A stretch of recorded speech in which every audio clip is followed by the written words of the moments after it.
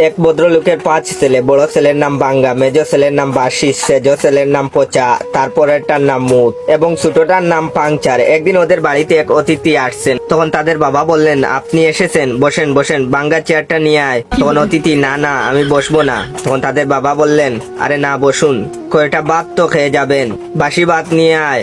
তখন অতিথি বললেন, না না জাস্ট খেয়ে এসেছি, খাবো না। তখন তাদের বাবা বললেন, কিছুই খাবেন না? তা হয় না, পচা দই নিয়ে আয়। তখন অতিথি বললেন, না না, দই খেলে আমার ঠান্ডা লেগে যায়, প্লিজ আমি খাবো না। তখন তাদের বাবা বললেন, তা কি হয়, কিছু না হোক, অন্তত এক গ্লাস জল তো খান। এটা বলে জুড়ে ডাক দিয়ে বললেন, ওরে মুতে জল দে তো।